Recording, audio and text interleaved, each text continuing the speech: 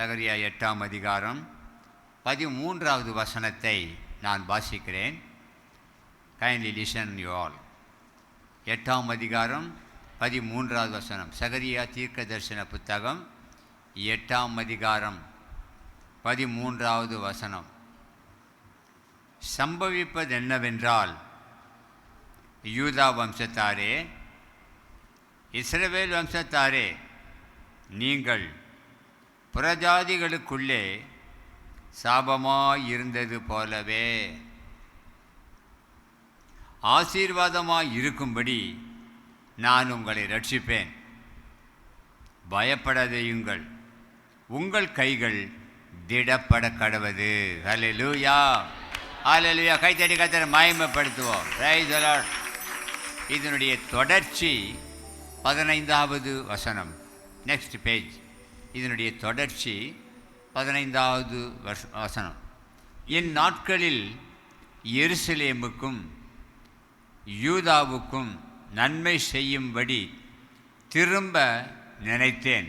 பயப்படாதேயுங்கள். ஹல்லேலூயா, ஹல்லேலூயா. கர்த்தருக்கு மகிமை உண்டாவதாக. நான் இந்த வேத புத்தகத்தை இந்த வருஷத்தில் கையில் எடுத்தேன். போன வருஷத்தில் அந்த வேதாகமம் ஏராளமாய் நான் கைப்பட எழுதியிருப்பேன். அந்த பகுதியை மாத்திரம் கண்ணில் படும். ஆகினால அதை மூடி வச்சுட்டு நான் இப்பொழுது உபயோகப்படுத்துவதற்கு இந்த புதிய வேதாகமத்தை கையில் எடுத்துக்கொண்டேன். கர்த்தருக்கு ஸ்தோத்திரம். அப்படி வாசித்து தியானிக்கும் பொழுது நமக்கு அது பிரயோஜனமாக இருக்கும். தேவனுடைய நாமத்துக்கு மகிமை உண்டாவதாக. இந்த வாக்குத்தத்தம் வசனம் 1999 1999வது வருஷம் அந்த நாட்களிலே நான் வேலூர் பகுதிக்கு அடிக்கடி போவதுண்டு. அந்த பகுதியில் அந்த வருஷத்திலே இந்த வாக்குத்தத்தத்தை எடுத்து அந்த சபையில் பேசி நான் முடித்துவிட்டு, இதுவே கர்த்தர் உங்களுக்கு கொடுக்கின்ற வாக்குத்தத்தம் என்ற செய்தி அவர்களுக்கு விளக்கமாய் சொல்லி நான் திரும்பி வந்தேன். அதற்கு பிறகு சில மாதங்கள் கழித்து மறுபடியும் அந்த சபைக்கு நான் போயிருந்தேன். ஒரு விஷயம் கூட நம்முடைய சபையார் எல்லாரும் அந்த இடத்துக்கு நம்ம கடந்து போனோம். யாரெல்லாம் வந்தீங்க கை வைத்து காட்டுங்க பார்க்கலாம். வேலூர் பகுதிக்கு நம்ம போகும்போது வேனில் ஒரு பெரிய பஸ்ஸில் நம்ம போனோம். கொஞ்சம் பேர் வந்திருக்கீங்க, மீதி பேர்லாம் இல்லை. அப்பொழுது அந்த போதகர் இந்த வாக்குத்தத்தத்தை குறித்து, பெற்ற நன்மைகளை குறித்து, சபையாருக்கு ஆண்டவர் செய்த அளவில்லாத நன்மைகளை குறித்து அவர் என்னிடத்தில் பகிர்ந்து கொண்ட பொழுது என் உள்ளமெல்லாம் பூரித்தது. இதற்கு காரணம் அவர்கள் இந்த வாக்குத்தத்தத்தின் மேல் வைத்த அளவிட முடியாத விசுவாசம்தான். படிப்பறிவு இல்லாத ஜனங்கள், வெரி புவர் பீப்புள், ரொம்ப ஏழ்மையான ஜனங்கள். அப்படிப்பட்ட ஜனங்கள் ஆண்டவருடைய வார்த்தையை கேட்பதற்கு ரொம்ப ஆசையாய் கூடுவார்கள். பாஸ்டர் பிரகாஷம் வந்துட்டார் மெட்ராஸ்லேருந்து அப்படின்னு சொன்னால் மட்டம் அடிக்கிற ஆள் கூட அங்கே வந்துடுவாங்க. சரியாது பாதிக்கு. அப்படிப்பட்ட ஒரு தேவனுடைய பிள்ளைகள் இன்றைக்கும் இருக்கிறார்கள். நான் அங்கே போவதை நிறுத்தி கொண்டேன். ஏனென்றால் வெகு தூரம் அந்த சபையை பொறுப்பெடுக்க தேவையில்லை என்று விட்டுவிட்டேன். அதை எனக்கு ஞாபகத்தில் வந்தது கடந்த நாளில் இந்த வசனத்தை படித்த பொழுது. அப்படியானால் ஆண்டவரே, எங்களோடு கூட நீங்கள் பேசுங்க, நான் என்ன பேச வேண்டும் என்று சொன்னால், இந்த வாக்குத்தத்தத்தை தான் உங்களுக்கு இந்த 2025வது வருஷத்தில் கொடுக்கிறேன் என்று கர்த்தர் வாக்கு பண்ணினார். பிரைஸ் தி லார்ட், ஹல்லேலூயா. ஆகினால இந்த தீர்க்க தரிசன புத்தகத்தில் சொல்லப்பட்ட இந்த வார்த்தையானது, இந்த வசனமானது மிகவும் ஆசீர்வாதமான ஒரு கர்த்தருடைய வசனம். தீர்க்கதரிசியில் பெரிய தீர்க்கதரிசி ஏசாயா. ஏசாயா தீர்க்கதரிசி தான் மூத்தவர், பெரியவர். அதே போல் இளைய தீர்க்கதரிசி சிறியவர் என்று சொன்னால் இந்த சகரியா தீர்க்கதரிசன புத்தகம்தான். ஆனால் அந்த சகரியா தீர்க்க தரிசன புத்தகத்தில் இருக்கின்ற வாக்குத்தத்தங்கள் மிக மிக முக்கியமானது. அதிலே இன்னும் சில வாக்குத்தத்தங்கள் நிறைவேறாமல் இருக்கிறது. ஒரு சில வசனங்கள் மாத்திரமே. நான் இந்த அதிகாரத்தை படித்த பொழுது நிச்சயமாக இந்த 2025 நிறைவேறாத வாக்குத்தத்தங்கள் எல்லாம் இந்த ஆண்டில் நிறைவேறும் என்று நான் விசுவாசிக்கிறேன். Price the Lord. அதற்காகவே கர்த்தர் அமெரிக்க ஜனாதிபதி தேர்தலில் ஒரு வெளிச்சத்தை காட்டிவிட்டார். Price the Lord. ஆமாம். ஆகவே நிச்சயமாக வாக்குத்தத்தங்கள் இதில் உள்ளது இவ்வாண்டிலேயும் நிறைவேறும். நம் சபையிலே உள்ள உங்களுக்கும் எனக்கும் நிறைவேறும். ஆமேன். ஆமாம். இப்போ இந்த வார்த்தை நான் உங்களுக்கு மீறி வாசிக்கிறேன். சம்பவிப்பது என்னவென்றால் என்ன நடக்கும், என்ன சம்பவிக்க போகிறது என்று ஜோசியமெல்லாம் சொல்லுவாங்க. அஸ்ட்ராலஜர், ஜோசியர்கள் ஜோசியமெல்லாம் சொல்லுவாங்க. என்ன சொல்லுவாங்க? அவங்கள ஏதோ கள்ளத்தீர்க்கதரிசி மாதிரி உங்களுக்கு இந்த ஆண்டில் நிறைய புதிய காரியங்கள் நடக்கும். கண்டிப்பாக நடக்கும். நான் சொன்னாலும் நடக்கும், சொல்லாவிட்டாலும் நடக்கும். இந்த வருஷத்தில் பெரிய மாற்றங்கள் ஏற்படும். கண்டிப்பாக ஏற்படும். இதை சொல்லி தானே தெரியணும்? இல்லை, இப்படியெல்லாம் சொல்லுவாங்க. அந்த ஜோசியம் மாதிரி இருக்கக்கூடாது. கர்த்தருடைய வாக்குத்தத்தம் என்றால் அது வாக்குத்தத்தம் தான். Price the Lord. அவர் சொன்னால் செய்வார். அவர் சொல்லியும் செய்யாது இருக்க மாட்டார் என்று வேதம் சொல்லுகிறது. ஆகையினால இந்த வசனத்தில் 2 வம்சத்தாரை குறிக்கிறது. எத்தனை வம்சம்? 2 வம்சத்தார். ஒன்று யூதா வம்சத்தார், 2வது இஸ்ரவேல் வம்சத்தார். கோத்திரம் என்று சொல்லலாம். வம்சம் என்று சொன்னாலும் கோத்திரம் என்று சொன்னாலும் ஒன்று தான். ஆகவே பழைய ஏற்பாட்டின் காலத்தில் 12 கோத்திரங்கள் இருந்தார்கள். இந்த 12 கோத்திரத்தில் இந்த 2 கோத்திரம் மிக முக்கியமான கோத்திரம். இன்றைக்கும் இந்த நாட்களிலேயும் இந்த 2 கூட்ட ஜனம், யூதா வம்சத்தாரும் இஸ்ரவேல் வம்சத்தாரும் பலுகி பெருகி இருக்கிறதை நாம் காண முடியும். ஆகவே இந்த 2 வம்சம், இந்த 2 வம்சத்தார் மாத்திரம் கிடையாது, இந்த 2 குரூப் என்று சொல்லலாம். ஆகவே இந்த 2 வம்சத்தாரை நான் இப்பொழுது சுருக்கமாக சொல்லி அதுக்கு பிறகு வாக்குத்தத்தத்தில் போகிறேன். யூதா வம்சத்தாரும் இந்த இஸ்ரவேல் வம்சத்தாரும் 12 வம்சத்தில் அதிகமாக தேவனுடைய பிள்ளைகளாக இருந்த வம்சம். ஆனால் இவங்க என்ன செய்தாங்கன்னு கேட்டால், கர்த்தருக்கு ஸ்தோத்திரம், மற்ற வம்சத்தாரை குறித்து ஆண்டவர் அவர் அக்கறைப்படலை, அதை பற்றி அதிகமாக விவரிக்கலை. ஆனால் அதிகமாய் விவரித்த வம்சம் கோத்திரம் இந்த யூதா கோத்திரமும் இந்த இஸ்ரவேல் கோத்திரம் தான். இந்த இஸ்ரவேல் கோத்திரமும் இந்த யூதா கோத்திரமும். இந்த யூதா கோத்திரத்தில் தான் நம்முடைய ஆண்டவராக இயேசு பிறந்தார். அல்லேலூயா, அல்லேலூயா. அந்த வசனத்தில் ஒரு வார்த்தை பாருங்க, நீங்கள் புறஜாதிகளுக்குள்ளே சாபமாயிருந்தீர்கள். புறஜாதிகளுக்குள்ள யூதா வம்சத்தாரும் இஸ்ரவேல் வம்சத்தாரும் சாபமாயிருந்தார்களாம். ஏன்? 2 கோத்திரமும் மிக முக்கியமானவர்கள். 2 கோத்திரத்து ஜனங்களும் விசேஷித்தவர்கள், கர்த்தரால் தெரிந்து கொள்ளப்பட்டவர்கள், கர்த்தருடைய ஆசீர்வாதத்தை சுதந்திரித்து கொண்டவர்கள். ஆனால் அவர்கள் செய்த தவறு என்ன? ஏன் அவர்களுக்கு ஆண்டவர் சாபமான சூழ்நிலைகளை உருவாக்கினார் என்று 2 வசனங்களை சொல்லி நான் முடிக்கிறேன். கர்த்தருக்கு ஸ்தோத்திரம். வாசிங்க. எரேமியா தீர்க்கதரிசன புத்தகம் 32ஆம் அதிகாரம் திருப்புங்க. த புக் ஆஃப் ஜெரேமியா 32வது அதிகாரம் திருப்புங்க. 32ஆம் அதிகாரத்தில் கர்த்தருக்கு மகிமை உண்டாவதாக.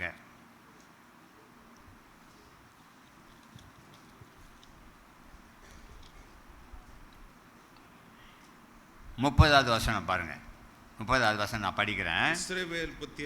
இஸ்ரவேல் புத்திரரும் யூதா புத்திரரும் தங்கள் சிறு வயது முதல் என் பார்வைக்கு பொல்லாப்பானதையே செய்து வந்தாங்க. யாரு? இஸ்ரவேல் புத்திரர். யார் செய்தது? இஸ்ரவேல் புத்திரர், யூதா புத்திரர். இஸ்ரவேல் புத்திரரும் யூதா புத்திரரும் சிறு வயதுல இருந்து கர்த்தருடைய பார்வைக்கு என்ன செய்தாங்க? பொல்லாப்பானதை செய்தாங்க. இஸ்ரவேல் புத்திரர் தங்கள் கைகளின் செய்கையினாலே எனக்கு கோபத்தையே உண்டாக்கி வந்தார்கள் என்று கர்த்தர் சொல்லுகிறார். என்னத்துக்கு? இஸ்ரவேல் புத்திரர் தங்கள் கைகளின் செய்கையினால எனக்கு கோபத்தை உண்டாக்குனாங்க. யாருக்கு? கர்த்தருக்கு. ஆண்டவருக்கே கோபத்தை உண்டாக்கினாங்க. யாரு? இஸ்ரவேல் புத்திரர். சொல்லுங்க. இஸ்ரவேல் புத்திரர். கை வந்த கலை பொழுது அவங்களுக்கு இஸ்ரவேல் புத்திரர் இருக்கு. எது? மலை மேலே ஏறி கீழே இறங்கிறதுக்குள்ள என்ன பண்ணிட்டாங்க? ஒரு மோல்டிங் மிஷினை கண்டுபிடிச்சி எல்லா கோல்டையும் அதில் போட்டு மெல்ட் ஆக்கி ஒரு கண்ணுக்குட்டி உண்டாக்கிட்டாங்க. இப்போ கையில் ரொம்ப இன்ஜினியர் பொழுது கை வேலை தேர்ச்சி பெற்றோம். ஏன்பா பண்ணிங்க? மோசை மலை மேலே போனார், வரதுக்கு லேட் ஆகி போச்சு, செத்து போயிட்டாருன்னு தெரியல, நமக்கு தெய்வம் வேணும், நமக்கு ஆண்டவர் வேணும் என்று சொல்லி வார்ப்புக்கப்பட்ட காஸ்டிங் கன்றுக்குட்டியை பொன்னால் செய்து வணங்க ஆரம்பித்தார். தங்கள் கையினால் இவ்வளவு பெரிய காரியத்தை செய்தார்கள். இஸ்ரவேலர் எகிப்தின் அடிமைத்தனத்திலிருந்து கானானுக்கு அழைத்து செல்ல ஒரு மோசையை அழைத்தார். 10 கற்பனைகளை கொடுத்தார். 10 மிராக்கிள்ஸ் அற்புதங்களை செய்து காட்டினார்.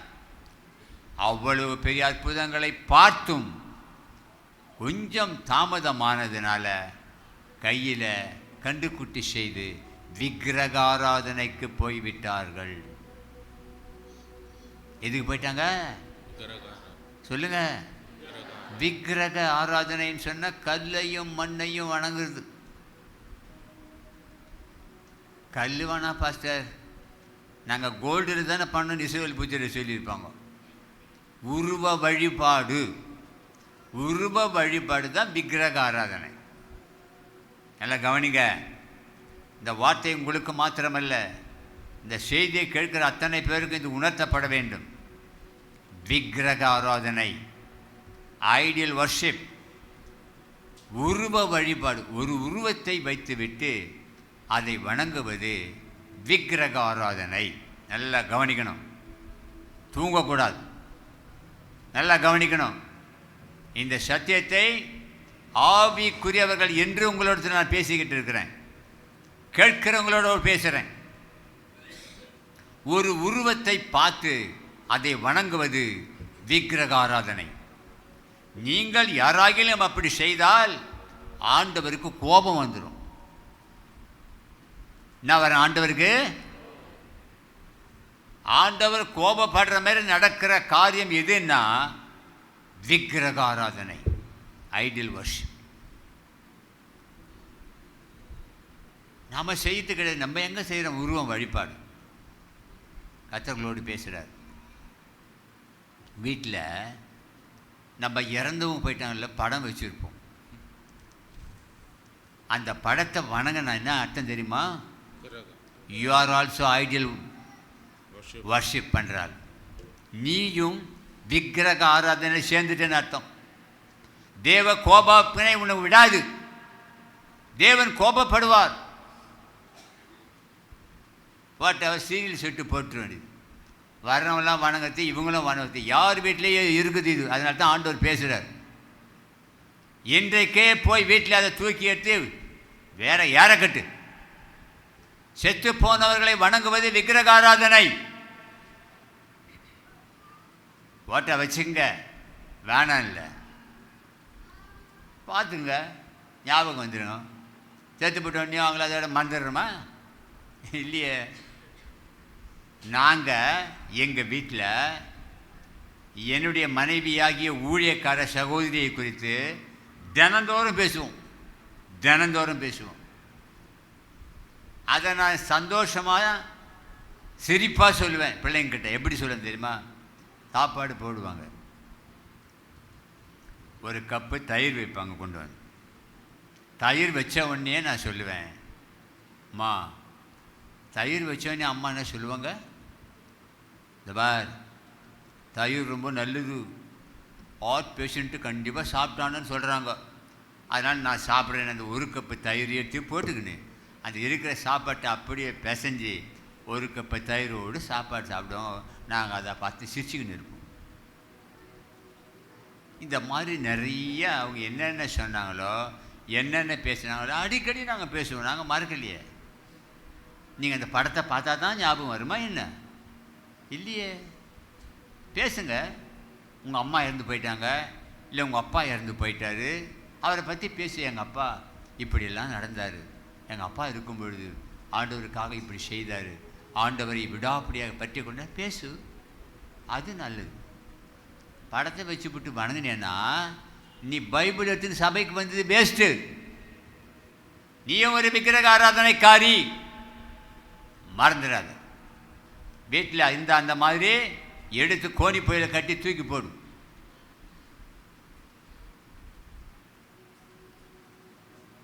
தெய்வத்தை வணங்கின ஒரு மனுஷன், என்ன தெய்வத்தை? எல்லாம் படம் தான், டிராயிங். அந்த படத்தெல்லாம் வச்சு வணங்குவார். இந்த புரட்டாசி மாதம் வந்தால் அவர் தான் உருடி அடிக்கிறது. ஊரில் உருடி அடிப்பார். அந்த பஜனையோடு தாளம் போட்டுக்கிட்டு அப்படியே ரவுண்டு அடிப்பார். அவர் ரட்சிப்புக்குள்ளாக நடத்தின, ரட்சிக்கப்பட்டு ஞானஸ்தானம் எடுத்த உடனே அவர் என்ன பண்ணார் தெரியுமா? அவர் வணங்கி இருந்த எல்லா படங்களையும் எடுத்து, பேரின்ப ஜெபாலத்துக்கு பின்னால் ஒரு குளங்குது பார்த்தீங்களா? பின்னால் உள்ள குளம் இல்லை, பேரின்ப ஜெபாலயம் எல்லாம் குளம் தான். அதுக்கு உள்ளே போயிட்டு அந்த சேற்றில் புதைத்து விடுப்பா அப்படின்னு சொன்னாங்க. கொடுத்துட்டார். கையில் கயிறை போட்டு கட்டின அந்த குளத்தில் உள்ளே மூழ்கி பாதாளத்து இப்போ 2-3 அடியுடைய உயரம் தண்ணீர் இருக்கும். சேற்றில் அதை உள்ளே புதைத்து மிதித்து விட்டு வெளியே வந்தேன். அதுக்கப்புறம் காஞ்சிட்ட பிறகு நானே போய் டெஸ்ட் பண்ணி பார்த்து இருக்குது. நான் எங்கே போச்சு ஏது போச்சுன்னு தெரியாது. கண்ணாடி மாத்திரம் இருந்தது. ஏன் சொல்ல தெரியுமா? ரட்சிக்கப்பட்டேன் என்று சொல்கிறதுக்கு அதாங்க சாட்சி. அதை வச்சுட்டு மறைமுகமாக ஸ்க்ரீன் போட்டுட்டு அவர் போயிட்டு பிறகு வணங்கத்தை எடுத்து ஏமாத்துறது ஆண்டவரை. எத்தனை பேர் வீட்டில் நீங்கள் வச்சுருக்கீங்க சீரியல் செட்டு போட்டு? எத்தனை பேர் வீட்டில் வணங்குறீங்க செத்து போனவங்கள? You are also idol worship பண்ணுறாள். தேவ ராஜ்யத்துக்கு போக முடியாது. அதை செய்தவர்கள் இஸ்ரவேலர்.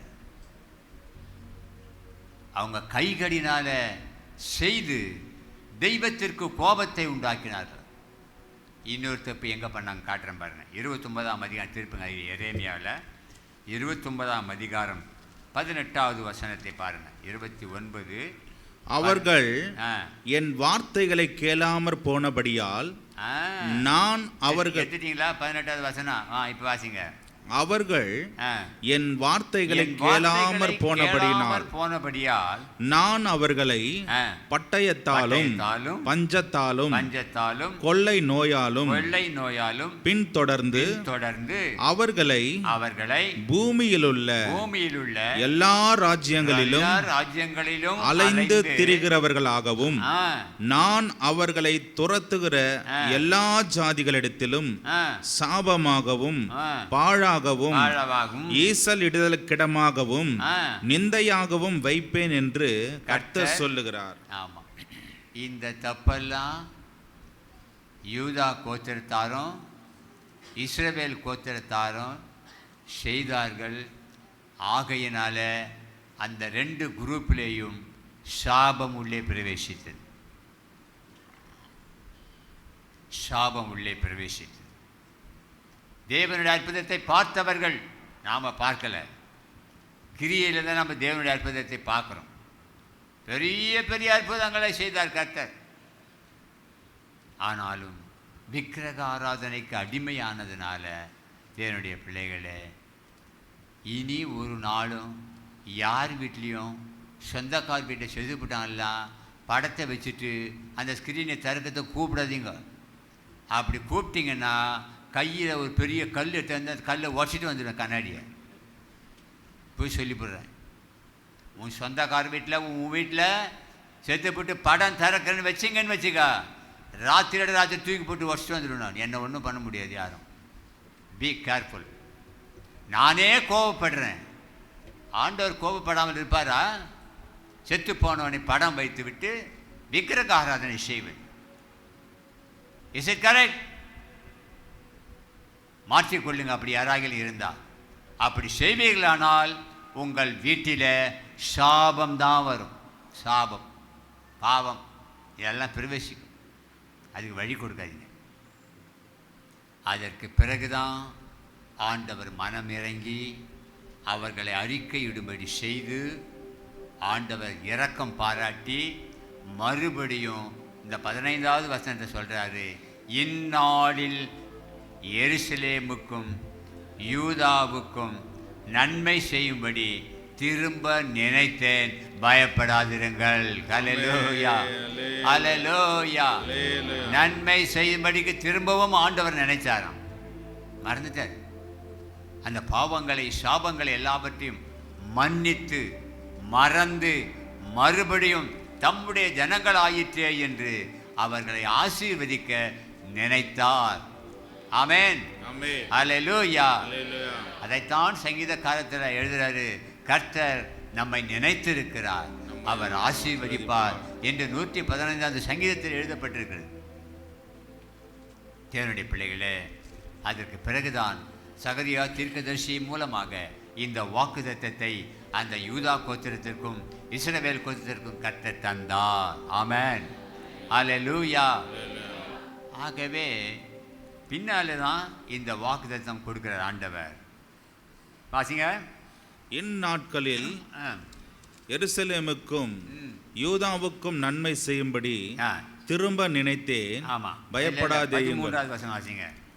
சம்பவிப்பது என்னவென்றால், யூதா வம்சத்தாரே, இஸ்ரவேல் வம்சத்தாரே, நீங்கள் புறஜாதிகளுக்குள்ளே சாபமா இருந்தது போலவே ஆசீர்வாதமா இருக்கும்படி நான் உங்களை ரட்சிப்பேன், பயப்படாதேயுங்கள், உங்கள் கைகள் திடப்பட கடவது.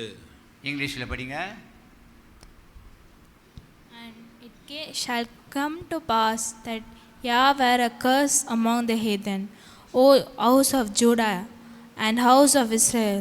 So I will save you, ye shall be blessing. Fear not, but let your hands be strong.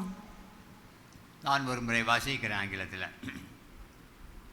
O house of Judah and house of Israel, so I will save you and you shall be a blessing. Do not be afraid, let your hands be strong. ஆங்கில மொழிபெயர்ப்பில் இப்படி போடப்பட்டிருக்கிறது, ஆசீர்வாதமாய் இருக்கும்படி உங்களை ரட்சித்தேன். Price the Lord, ஹல்லேலூயா. இந்த விக்கிரக வணக்கத்திலிருந்து, அந்த அடிமைத்தனத்திலிருந்து உங்களை ரட்சித்தேன், உங்களை காப்பாற்றினேன், இந்த புது வருஷத்தில் பிரவேசிக்க உதவி செய்தேன். எதுக்கு தெரியுமா? நீங்களும் நானும் ஆசீர்வாதமாக இருக்கும்படி. ஹல்லேலூயா. That shall be a blessing. நீங்களும் நானும் ஆசீர்வாதமாக இருக்கும்படி கர்த்தர் நம்மை ரட்சித்தார், நம்மை காப்பாற்றினார், இந்த புதிய வருஷத்தில் கொண்டு வந்து வைத்திருக்கார். ஆமென், ஹல்லேலூயா. அப்படியானால் தேவன் இந்த வருஷத்தில் கடந்த வருஷம் நிறைவேறாததை இந்த புத்தாண்டில் ஆசீர்வாதமாய் நிறைவேற்றுவார். ஹல்லேலூயா. கைத்தட்டி கர்த்தரை மகிமைப்படுத்துவார். Price the Lord. ஆசீர்வாதமாய் இருக்கும்படி நான் உங்களை என்ன செய்தேன்? ரட்சித்தேன். பயப்படாதீங்க, உங்கள் கைகள் திடப்பட கடவுது. இந்த வருஷத்தினுடைய நம்பர் என்ன சொல்லுங்க? 2025. ஆனால் ஷார்ட்கட்டாக என்ன போடுவோம்? 25, 25வது ஆண்டு. 25வது ஆண்டுனாவே எல்லாருக்கும் கவனம் வரும், silver jubilee. Praise the Lord, hallelujah. என்ன ஜூப்ளி? Silver jubilee. 50வது வருஷம்னா கோல்டன் ஜூப்ளி. 75வது வருஷம்னா டைமண்ட் ஜூப்ளி. கோல்டு வாங்கிறதுக்கே இப்போ தலைகீழ நிற்கணும். ஆமாம், 60,000 எட்ட போகுது.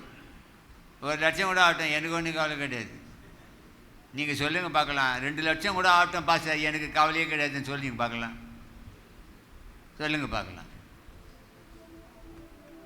1.5 வருஷம் ஆனாலும் பாஸ்டர், வயிற்ற முடி போட்டாவது, வயிற்ற காய போட்டாவது நான் என்ன பண்ணுவேன்? வாங்கிடுவேன். ஏன் பாஸ்டர், இந்த கோல்டு மேலே என்ன உங்களுக்கு என்ன அவ்வளோ விருப்பு? அவ்வளோ என்ன பாஸ்டர், நீங்கள் கோல்டே பிடிக்காதா உங்களுக்கு? இந்த வேர்டு தான் கோல்டன் வேர்டு, அது போதும் எனக்கு. பிரைஸ் தி லார்ட், ஹல்லேலூயா. ஒரு நாளைக்கு நம்ம ஒரு இடத்துக்கு போய் சேரணும். எந்த வருஷம் நம்ம கையில் கிடையாது. அந்த தேசத்துக்கு நம்ம போயிட்டோம்னா அங்கே தரையே என்ன தான் எம் சாண்டை போட்டுக்கிட்டா, எம் சாண்டு தர, டூப்ளிகேட் சிமெண்ட்டு அது போட்டுக்குதாங்க. ஐயா கோல்டுயா, தரையே கோல்டு. எங்கள் வீதியெல்லாம் பார்த்தா பொண்ணு. பொத்தளம் போட்ட வீதியில் மன்னவர் இயேசுவுடன் நடந்திடுவேன் அப்படின்னு பார்த்து எழுதினேன் நான். பிரைஸ் தி லார்ட், ஹல்லேலூயா. சரி, வேண்டாம், அந்த பக்கம் போனால் உங்களுக்கு கஷ்டமாக இருக்கும். ஆகவே 25 என்று சொல்லும்போது சில்வர் ஜூப்ளி, 25வது ஆண்டு மிகவும் விசேஷித்தமான ஒரு ஆண்டு. எல்லாருமே ஒரு காரியத்தை ஆரம்பித்து 25 வருஷம் ஆகி போச்சுன்னா ஒரு ஆண்டு விழா கொண்டாடும். சபை ஆரம்பித்து 25 வருஷம் ஆயிடுச்சுப்பா, ஆண்டவருக்கு மகிமை சொல்லி 25வது ஆண்டு விழா போட்டுரு இல்லை? அப்போ மற்ற எல்லா வருஷத்தை பார்க்கலாம் 25வது ஆண்டு கண்டிப்பாக என்ன தான் விசேஷித்த ஒரு ஆண்டாக இருக்கும். ஹல்லேலூயா. விசேஷித்த நன்மைகளை கர்த்தர் நமக்கு செய்வார், விசேஷித்த காரியங்களை நிறைவேற்றுவார்.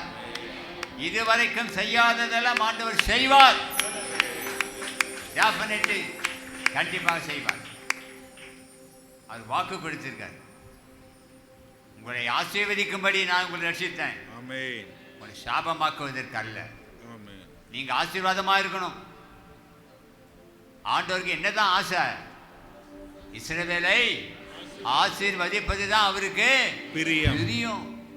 உன்னைய என்னைய ஆசீர்வதிக்காம வேற யார் அவர் ஆசீர்வதிப்பாரு? நம்மளை தான் ஆசீர்வதிப்பார். நம்ம மேலதான் அவருக்கு பிரியம்.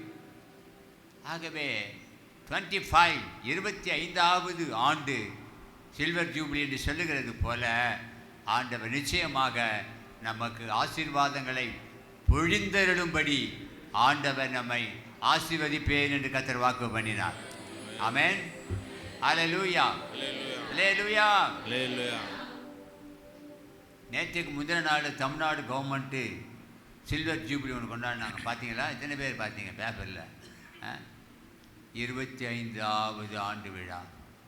திருவள்ளுவர் சிலையை வைத்து 25 ஆண்டுகள் முடிந்து அந்த விழாவை அரசாங்கமே நடத்தினாங்க நேற்றுக்கு முந்தின நாள். அப்போ 25 ஆண்டுகள் அந்த திருவள்ளுவர் சிலை ஞாபகார்த்தமாக வைக்கப்பட்டு காப்பாற்றப்பட்டிருக்கிறது. அந்த தண்ணீரில் இருக்கிறது. அது பெரிய விஷயம். அவ்வளவு உயரம், 133 அடி உயரம் அந்த சிலை. அதை உருவாக்கி பத்திரமாய் பாதுகாத்து வச்சிருக்காங்க. எங்கள் குடும்பத்தில் யாரும் சொல்லாதீங்க. இன்னொரு சிலை 133 அடி உயரம் இருக்குது. யார் சிலை எங்கேன்னு சொல்லுங்கள், நான் ஞாயிற்றுக்கிழமை ஒரு பெரிய பிரைஸ் தரேன். எங்கள் குடும்பத்தில் யாரும் சொன்னால் ஏற்றுக்க மாட்டேன். நான் வேணாம், கிடையாது கிடையாது, நீங்களாம் கிடையாது. காட்டி சொல்லு சர்தார். 133 அடியா இது? இல்லையே.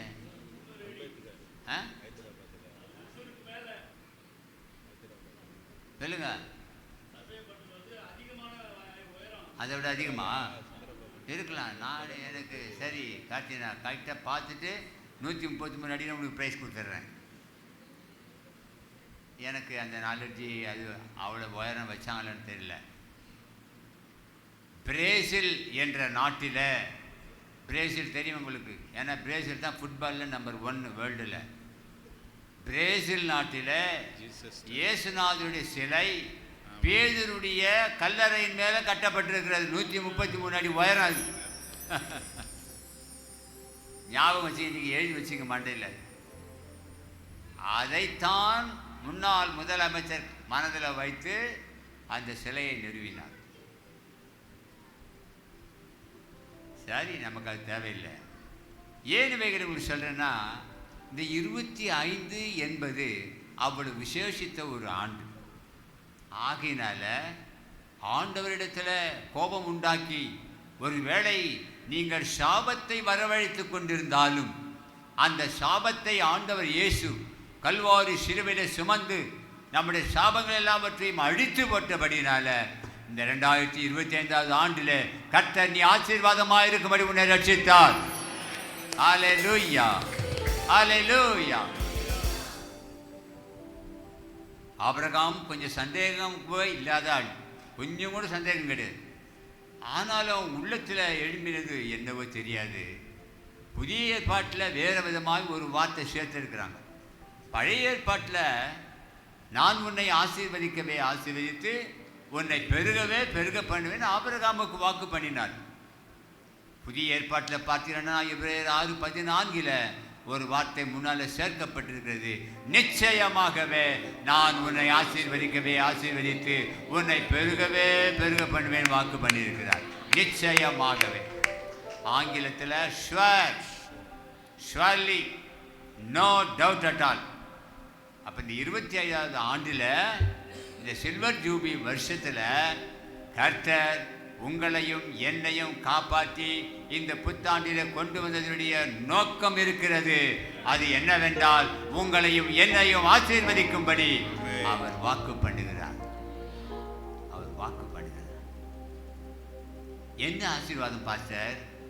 நீ உன் உள்ளத்தில் நினைத்து கொண்டிருக்கிற காரியம் அவருக்கு தெரியும். போன வருஷமெல்லாம் ரொம்ப ட்ரை பண்ண, ஆண்டவரிடத்தில் ஜெபம் பண்ண, நிறைவேறல பாஸ்டர் என்று நினைக்கிறேன். அதை இந்த புத்தாண்டில் கர்த்தர் செய்ய போகிறார். எத்தனை பேர் விசுவாசிக்கிறீங்க? Praise the Lord. Hallelujah. இதுவரைக்கும் நன்மை செய்த ஆண்டவர் இனிமேலும் செய்ய நல்லவராய் வல்லவராய் இருக்கிறார்.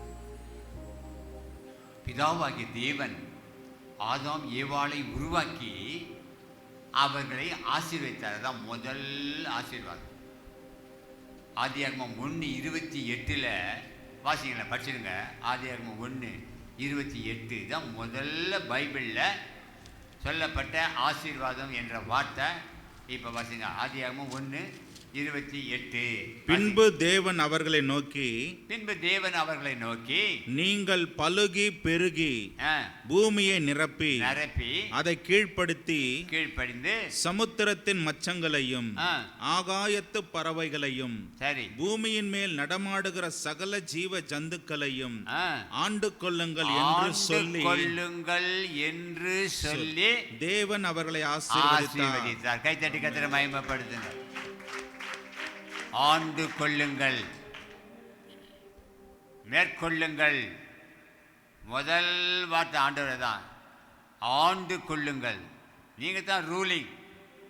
ஆண்டு கொள்ளுங்கள் என்று சொல்லி ஆண்டவர் முதலாவது மனுஷர்களை ஆதாம் ஏவாளை ஆசீர்வதித்தார். அந்த ஆசீர்வாதம் பாவம் பிரவேசிக்கின்ற வரைக்கும் தொடர்ந்து வந்தது. Praise the Lord. ஹல்லேலூயா. இந்த புதிய ஏற்பாட்டின் காலத்தில் அவருடைய குமாரனாகிய உலக இரட்சகராகிய தேவாதி தேவனாகிய வரப்போகிற மேசியாவாகிய இயேசு கிறிஸ்து தான் கடைசியாக அவர் தம்முடைய சீஷர்களை பெத்தானியா வரைக்கும் அழைத்து கொண்டு போய் 2 கைகளையும் உயர்த்தி அங்கே அவர்களை ஆசீர்வதித்தார். லூக்கா 24ஆம் அதிகாரம் 50வது வசனத்தில் எழுதப்பட்டிருக்கிறது. வாசிடுங்க அந்த வசனத்தை கூட. லூக்கா 24ஆம் அதிகாரம் 50வது வசனம் வாசிங்க.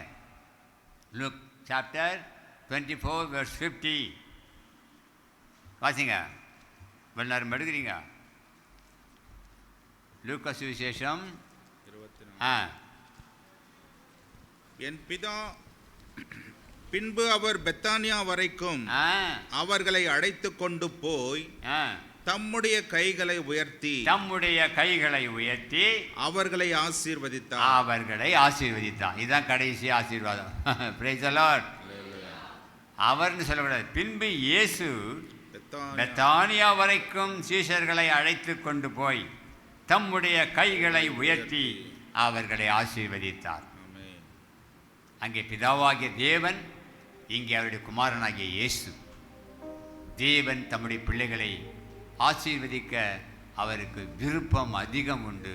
ஆகையினால தம்முடைய 2 கரங்களையும் உயர்த்தி அவர்களை ஆசீர்வதித்தார். அந்த ஆசீர்வாதத்திற்கு நீங்களும் நானும் சுதந்திரவாளிகளாக இருக்கும்படிக்கு இந்த 2025வது ஆண்டில் கர்த்தர் நம்மை நடத்த போகிறார். ஆமென். அல்லேலூயா, அல்லேலூயா. ஆசீர்வதிப்பதே கர்த்தருக்கு பிரியம்.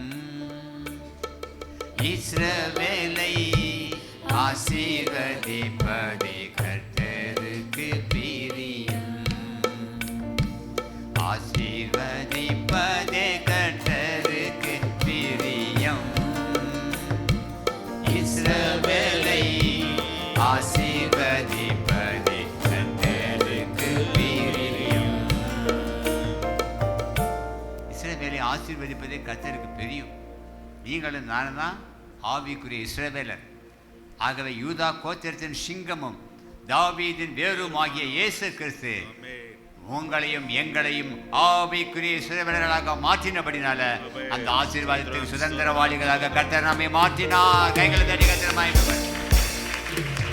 Praise the Lord in the name of Jesus.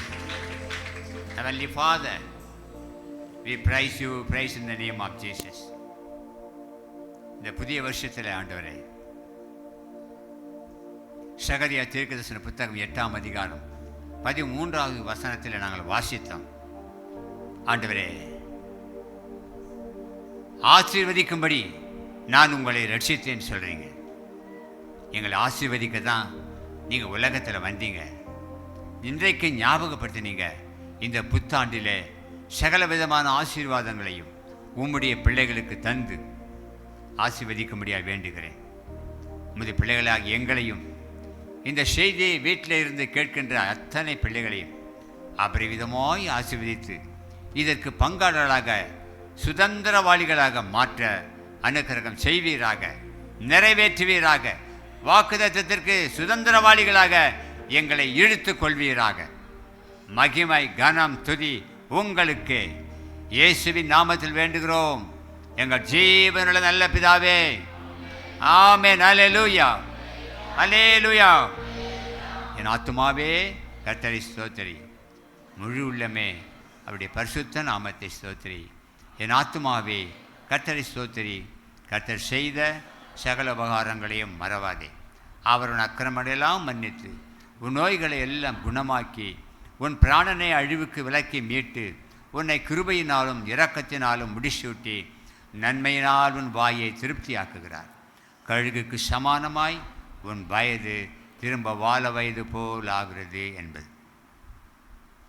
வழுவாதபடி காக்கவும் மாசற்ற அவருடைய சன்னிதானத்துக்கு முன்பாக நிறுத்தவும் வல்லவராய் இருக்கிற நம்முடைய கர்த்தராகிய இயேசு கிறிஸ்துவினுடைய கிருபையும் பிதாவாகிய தேவனுடைய அன்பும் பரிசுத்த ஆவியானவரின் ஐக்கியம் சிநேகம் நம் அனைவரோடும் உலகம் எங்கிலும் உள்ள சகல பரிசுத்தவான்களோடும் கர்த்தருடைய வருகை மட்டும் தங்கியிருப்பீராக. அல்லேலூயா, அல்லேலூயா. May God bless you. கர்த்தர் உங்களை ஆசீர்வதிப்பாராக. ஆமென், ஆமென்.